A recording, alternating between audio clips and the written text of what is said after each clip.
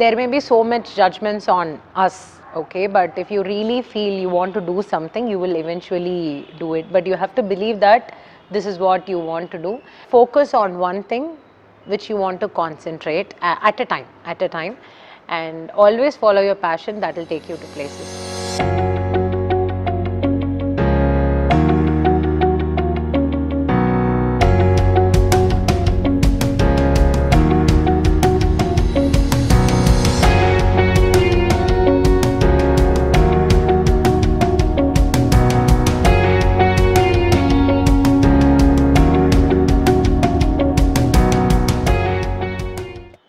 Hi, this is architect Vidya Lakshmi for Thali Foundation.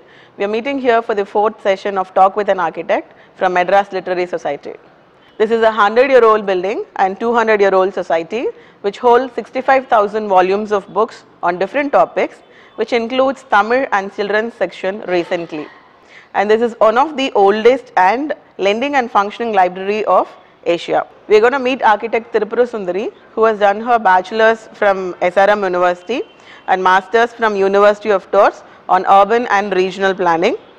After her master's, she has done a project with Ministry of Culture, and after that she has come down to Chennai and she has started her career as an academician, and she started an office called Studio Conclave, and she has also contributed a lot to the society in the name of Nam Veedu, Nam Oor, Nam Kadai since 2012, which has been started in an idea of sharing of office spaces with the like-minded people. She is also conducting a lot of heritage walks in and around Chennai and a lot of events in the Madras Literary Society. Thanks to Thali Foundation for this interview. My bachelor's was in SRM, and I would say a good turning point was the vernacular architecture subject, which was handled by architect Lakshmi Priya ma'am. And the very reason I came to this place, Madras Literary Society, was one of the assignments which she gave, and we had to find a very rare book, which was the Ganges Canal map. And that is what made me come here in 2010 to search for the Ganges Canal map, and got me introduced to this wonderful heritage structure. And that made me realize that heritage is not just about buildings or aesthetics, it is about the people there and how they perform in the space, or how they work with the space, and how attached they are to the heritage building. So coming to MLS gave me a lot of insights or points on how heritage should be, how people and heritage are two things which cannot be separated. So in that case, it made me understand that there is something called book conservation, there is something called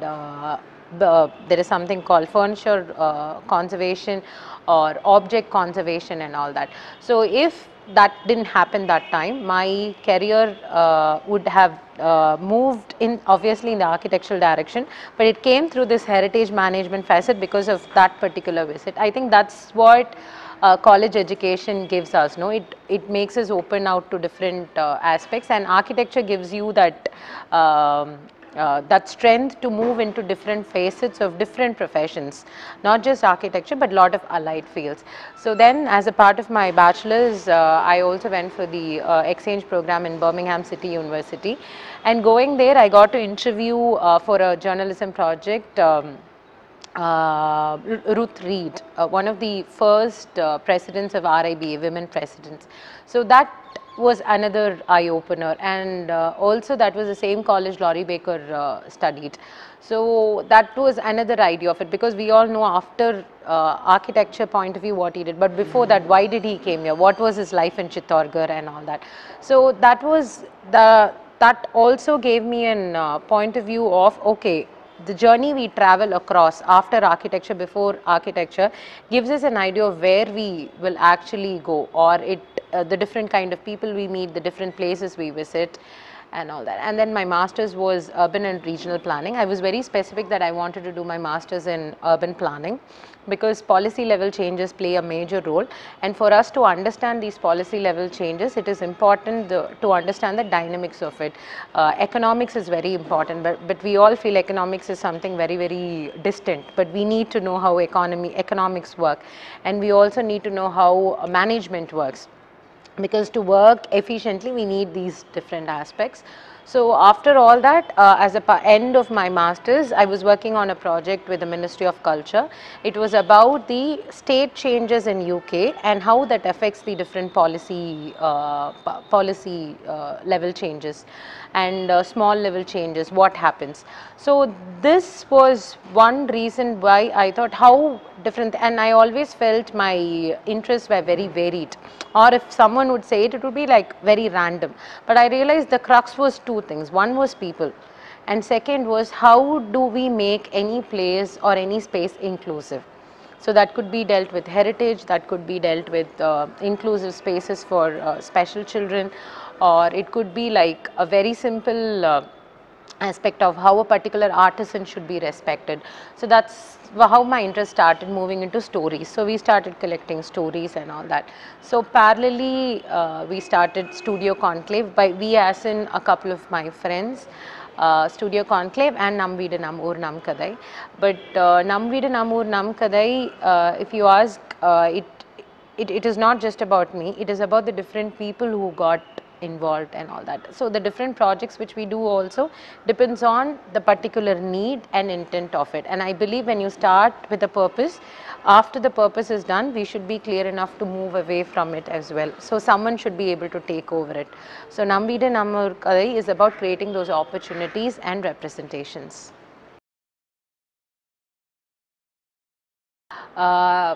Okay, about UK and experiences in France. Generally, lot of students ask, how did you convince your parents to go abroad once and twice? Now, how did you? I think it was the other way around, because when I said that I was selected for this, my father was like, yes, do it. And Adhe Madri Masters Kuda, he was very happy to work on it. But one thing they expected me was clarity. Are you sure this is what you want to do?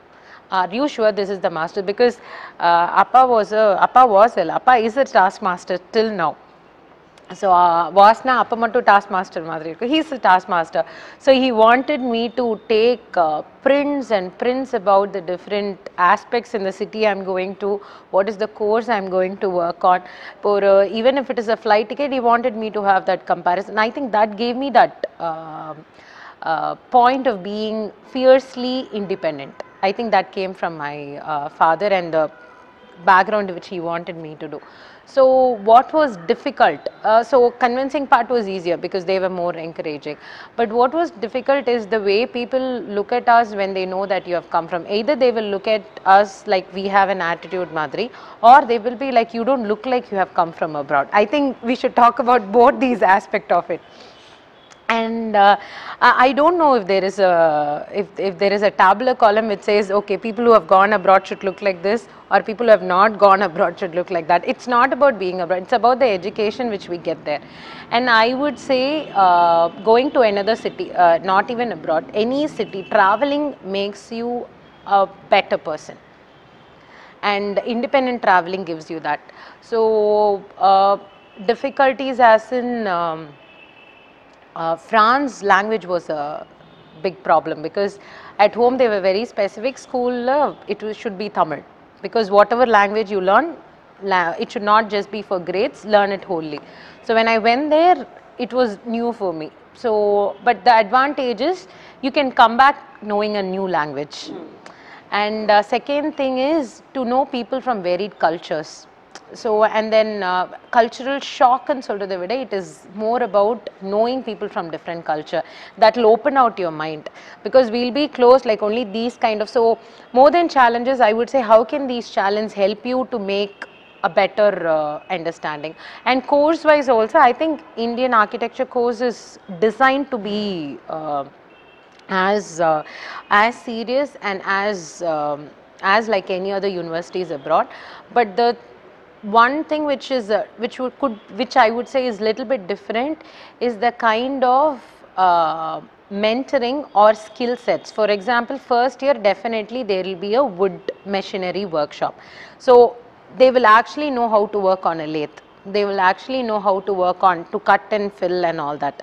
And also if there is a climatology lab, so it will be an actual functioning climatology lab, because I still remember the SRM climatology lab. If we just went there to look at it once, the site analysis looked totally different, or it was more fun when we knew how to use the machines actually. By chance we went with one of our professors one day.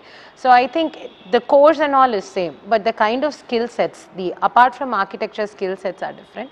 And also every time we should try to channelize how these challenges can be an advantage, or what can we learn from the language. And we should not feel like any time we should not feel little, and we should try to make it a better experience step by step. So I didn't find anything difficult in both the courses. Of course, the few of the modules were difficult in France because there was a French module, and then when I got into this Ministry of Culture project, it was like apart from college time, I had to go to the lab, I had to work on GIS, I had to work on few other aspects, people from different countries, again common language. So how do you make them understand those parts? What did I come with? I came with a lot of ego because when you come from abroad after your masters, you think you're going to be a change maker, you have a lot of things to do, and then you come with a lot of complaints. I too had a lot of complaints, and I think those complaints were broken by someone who is very near my house in Amjikarai called Mallika. She runs a flower shop there. So when we went there, we were documenting, we were looking at the places, and casually she asked us, are you all architects, are you all urban designers, are you here to paint and all that. I was like, what is she even asking? And then she said, what are you going to do? Are you going to paint the walls? Are you going to draw our sheets? This was 2012, and I'm very happy to say that till now our Amjikarai walk is led by Malligaka. So then I had to sit with her, and she said, yeah, because that was the time when the different columns in Amjikarai was painted like UFOs that particular time. And I don't know who told her that, or someone randomly told her that. When a kid went and leaned on the wall, someone told her that we have beautifully painted your walls, why are you going and leaning on it? And then she asked me, a wall is for leaning, it's not for painting. And I think it was a very strong statement, and my students would have heard this a lot of time, because what did I bring from abroad apart from knowledge or skill sets or anything? There is this ego, and I think that is what we should get it to the ground. And being grounded, being rooted is always helpful, and that will happen only when you start listening to the stories around.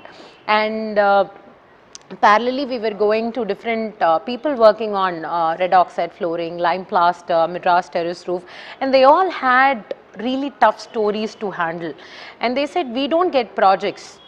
And when we were speaking to a couple of friends, they said they charge so much, or they don't finish it on time. But our point was, why is all this happening? Because when I suggest someone a red oxide flooring, they can't go to a place and see and buy like they buy a tile. And this commercialization, industrialization got in a lot of easy materials where you can just take in place. Same like what we wear, everything, no? All that changed. So we started collecting this directory of different artisans who work on different skill sets and all that. And once this happened, we were able to understand that hearing their stories, basically art before artisans, and it's very common, but artisans before art is what I believe in, because there should be people to do it. So so coming back, we wanted to create a platform for like-minded people. So that's how Sivagama Sundari, Akshaya, she's an architect, and we all came together. And then Devika has been in my office for the past 8 years, and so many different people came into picture. And then Devi Priya, she's another architect. Komala, she was a home nurse to my grandmother. She was very much a part of Namveedu Nammur Namkadai. So all these people came together, and we started making. And the common question people would ask is, what is the point of talking to these artisans? And I think the relationship you build with an artisan should not be just about finishing a project. It is about what is their livelihood, what can we do to them. So coming back from abroad, what it taught me was to listen to people, was to listen to the stories, because only then we will be able to, and that will give you this groundedness. You should design something like you would design for yourself. The main key is public infrastructure. Are we designing public infrastructure like we design for ourselves? Sometimes that is an important point, and we would not be making the mistakes if we believe like we are building for ourselves and do it. Yeah, that's one realization. Talking about academics, academician is a very strong word. Even to me, I would say the simplest form would be to, I learned a lot from my students, and then a lot of my friends were pushing me like get into teaching, you would be good and all that. But I don't know, I was very hesitant. And then suddenly, once I got an opportunity to fill in for somebody else in teaching. It was just a small task, complete this particular course for them for 3 months. That is how I ended up in teaching. Then I realized that it was more like a give and take and all that, and always there should be something which they can learn from us or something which they can grasp from us. And being a teacher or being it's a very responsible task because and while teaching architecture students only, I realized that I actually like teaching children. So that gave me a point of why don't I teach to school children. So that's when I started consulting to different schools. So storytelling for them, architecture to 3-year-old and 2-year-old. How do you teach what is scale to a 2.5-year-old child? You show them a car, tell them to draw it. You show them an ant, tell them to draw it. And then you ask them, why did you draw such a big car small and why did you draw such a small ant big in your paper? That's scaling, because you have scaled up the car, you have scaled down the. So I think that helped me as a person to understand my skill sets better. Same way, how do you teach acoustics to kids? How do you think? And that kind of helped me move into designing inclusive spaces for kids, and then consulting for inclusive spaces, and all these things. I would say if I didn't get into the architectural teaching, that kind of would not have happened. And it was like, I would say that that was my realization, like, okay, let's start with children, because when you try to make someone who's in their 50s to understand something, you get 20 or 30 years of time. When you teach someone who is in 3 years or 2 years, you have 65 years of time. So they can carry forward the ideals better. And I think they are the ones who are going to make the choices, more better choices. The book is called Muller's Big House. Again, like I was telling, a lot of people ask, how do you say it suddenly happened? I don't know, things suddenly only happen. There was an option. I met someone when I went to a school for a storytelling session, and then they referred, and then I got a call from Pratham Publishers. Karishma was called me, and she mentioned that there is a book for children, level 1 book about to teach them about space and all that. So I thought, why can't it be about spatial understanding? So it's a very small book for children. It's called Muller's Big House. I kept the name Muller because Muller or a flower, you let it bloom, it will bloom. It depends on what is the condition in it. So that's why the name was Muller. And Muller is a child who is like any of us, who is very active, sometimes called as hyperactive. For her everything is a palace, whatever is around. So you give her a set of books, she'll build something. You give her a set of tumblers, she'll build on it. So it's a very small story about that. So Muller came out of a series of storytelling which we did for children. So it's a series of 8 to 9 stories. One is about Punnagai, one is about healing with loss, and one is about colors, one is about scale. So Muller's Big House is a part of the series. So Muller kind of gave, and Ankita Kini was the illustrator. She gave face and sort of the identity to Muller, like I wanted. I think Muller is all of us, someone who wants to do so many things and happy doing it. Practice, I think to anyone who wants to start practice, it's not like an advice or something, but you should have your niche. What is that people would want from you? And sensitive design and sensible design, this is what we need important. We need to look at it, and you just have to listen to the clients. You just have to understand what they require. and the need in irukum adukaprom they will want so many, it's their dream house. So I think you listen to them and then work with them for a project. And for us, initially we were doing mainstream projects as in apartments. We did a group housing, and then we did residences and all that. But then 5 years before, we experimented with a module, and our artisan is Mr. Ayyanar. So we have a group called Katral Kudam, which we work with Ayyanar, and he kind of helped us understood the different techniques of lime plaster, Madras terrace roof, red oxide flooring, filler slab and all that, and how do we go about it. So we started using that, and we experiment more with colors. Like the school which we did in Coimbatore has a lot of yellow in the flooring, which is a slightly unusual color flooring for a school.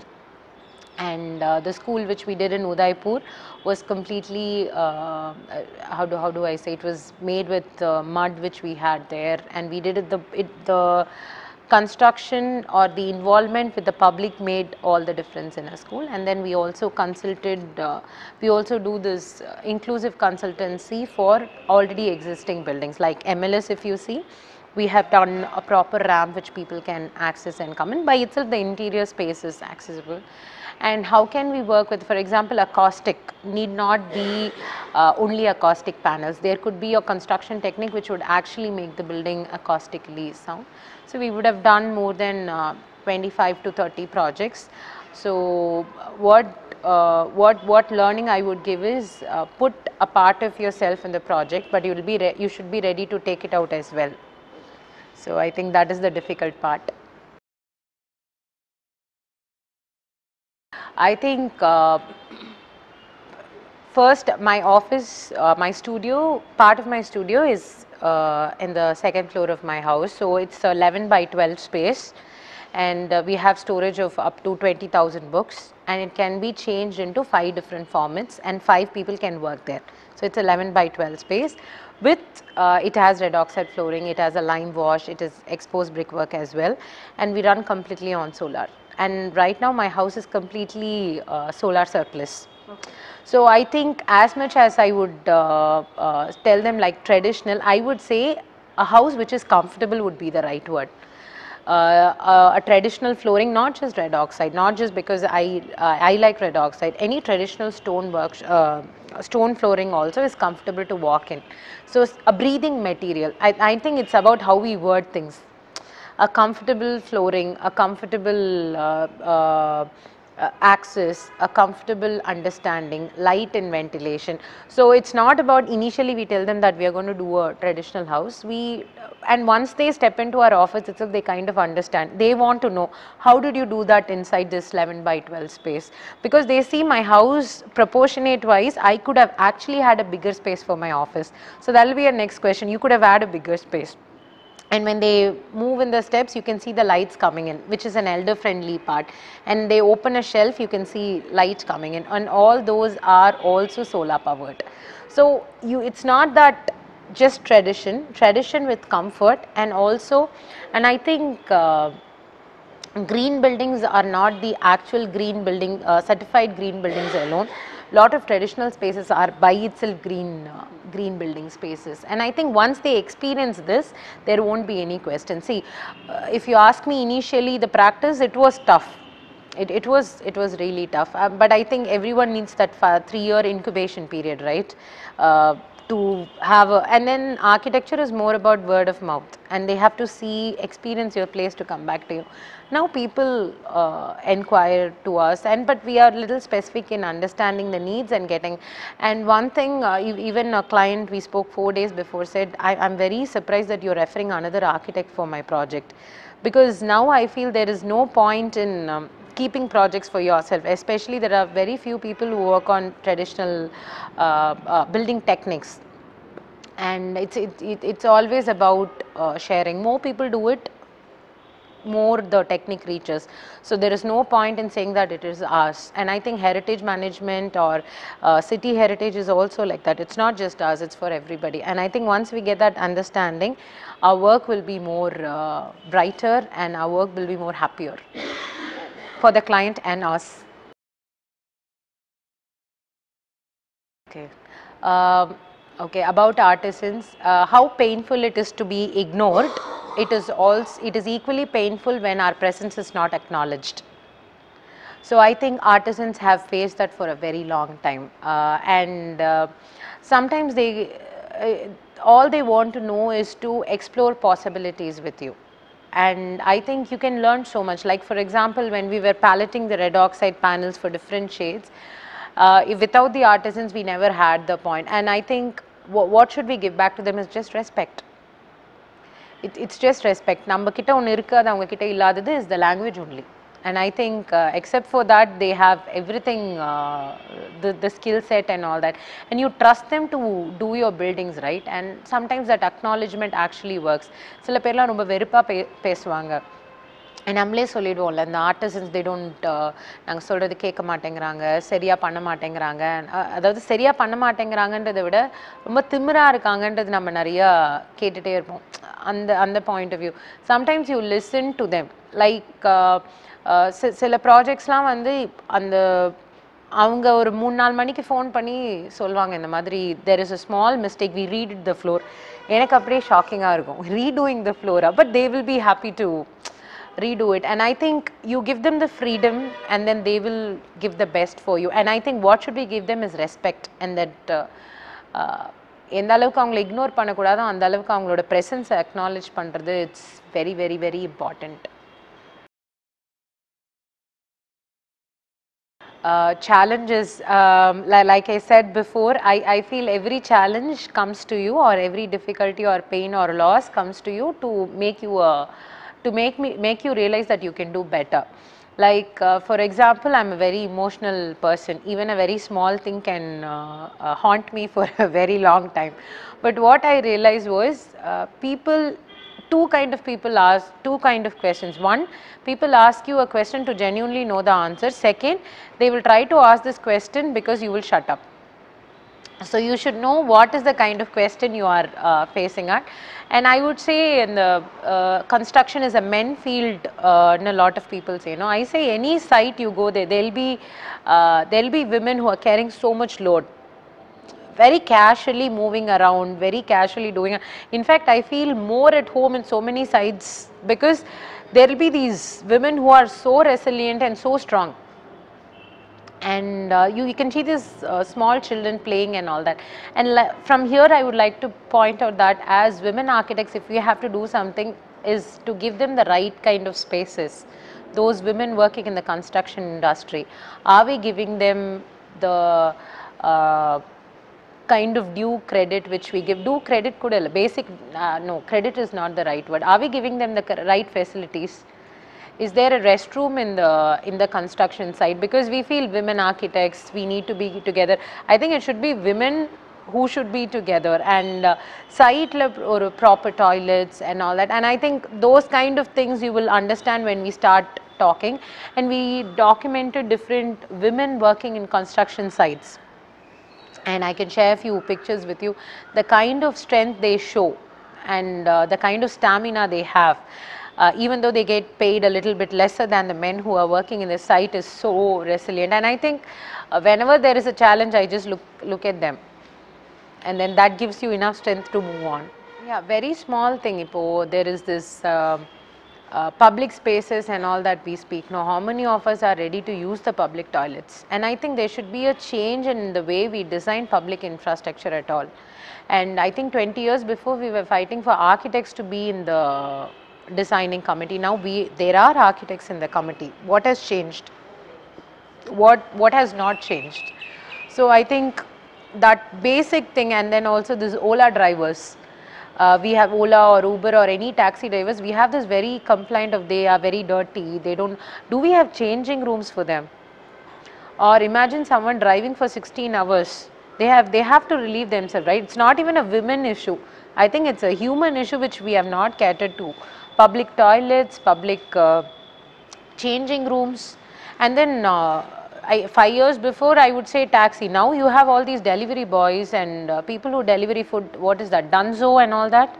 Do we have changing room facilities? Do we have toilets? Or how many shops allow them to use? I remember in France there was this fashion street where they said feel free to, I mean if my translation is right, feel free to relieve yourself in our bathrooms in one of the places. But how many of us are ready to give that, and how easy would that to do that in a commercial street, right?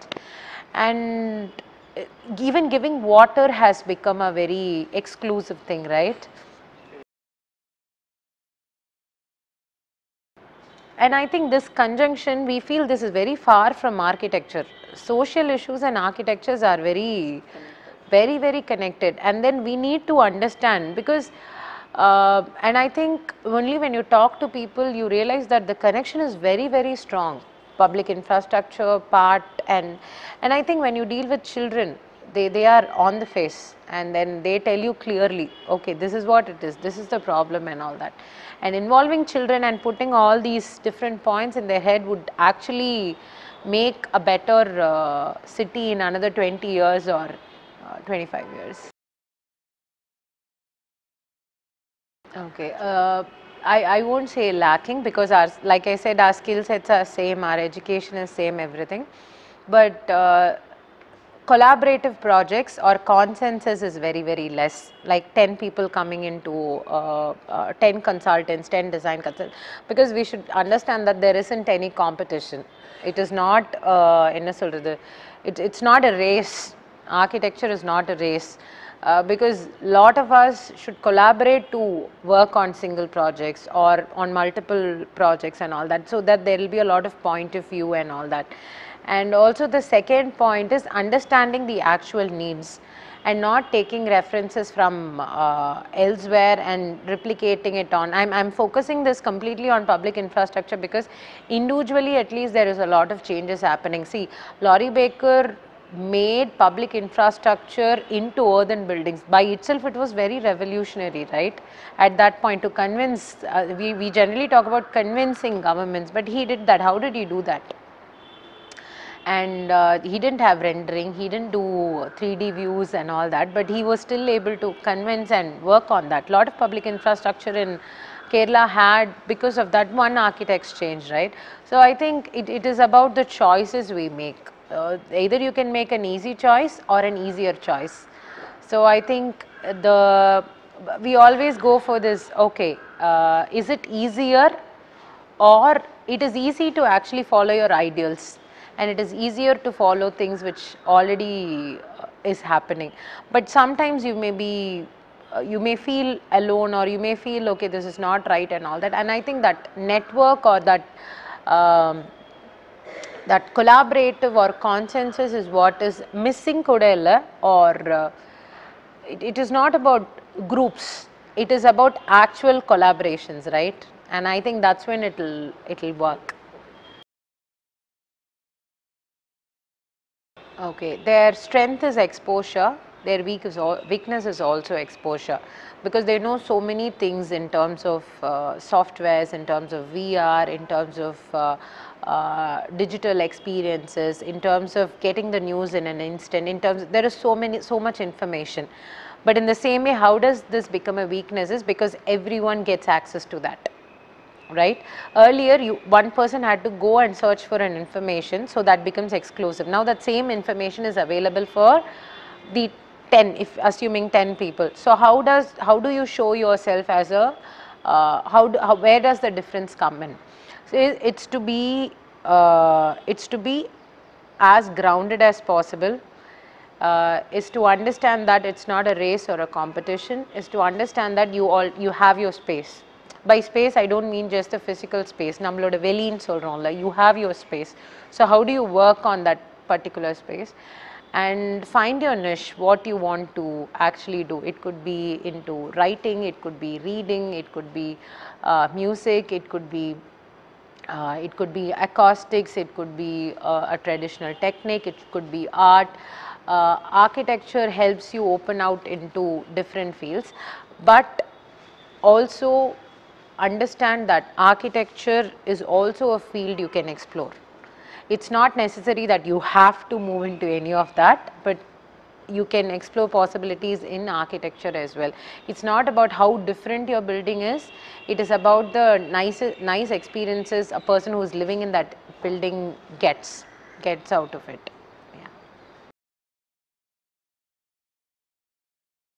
Heritage activist is a very strong word. A heritage enthusiast would be the right word. I was happy doing it and I liked heritage spaces, like the kind of emotion it generates and all that. And you want to know more, right? See, you know a person more, you respect them more. In the same way, you know more stories about a place. Like we would have crossed College Road for a long time, but it is called College Road because the first college of British, the College of Fort St. George, was here. It was a fascinating piece of information for me, and I think as someone who's interested in heritage or history, it is a personal learning, and once you learn, you want to share. And I think a lot of our friends in the heritage circle would accept that once you know something, you would really love to share it with everybody. And I think that's the crux of it. And there are a lot of these wonderful heritage structures in Chennai. And then they can be very beautiful examples of what heritage management can be.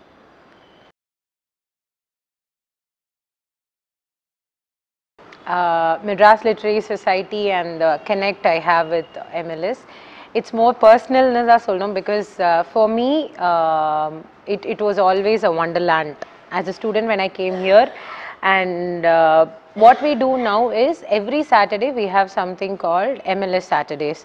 Either it will be storytelling for children or it will be an event for adults, discussions and all that, just to put a lot of activities to the space so that different user groups come in. And we have recently opened in the past 2 years or a Tamil section and one children's session. Lot of them have supported to that. So adanala that was able to happen. And also what we do is the book cataloging. At present the library project is going full-fledged under the guidance of Chitra, and what they do is they come every week twice and they catalog the number of books here. MLS cataloging system. Binoon, one more of a member, he is also helping out, and then our committee members Jaya, Mrs. Jaya, Adhikapro, Mr. Prabhu, and then our earlier secretary, Mr. Mohan Raman. He played a major role in the revamping process or making MLS active space. He was very encouraging, and the reason I got into MLS, and our current chairman, Hari Bhaskar sir, he has been a very big support to whatever we have been doing. And one of our members, Rajit, he started something called the Adopt a Book scheme, where someone can adopt a book and they will pay for the restoration, their name will be credited. So, to quickly sum up what all people can do, point number one, you can spend your time with us. Come and volunteer with us for book cataloging, book dusting and all that. Second one, you can also become our members. And third point is you can tell everyone about what MLS is, what are we doing. You can attend our MLS Saturday event. It's free for members, 100 rupees for non-members. And also you can contribute smaller projects as well. Like for example, the garden space around, I mean the space around MLS is being turned into a garden by the Meal Foundation. So they've been planting and doing different volunteering work, and treasure from trash, they have taken all the trees, leaves around MLS.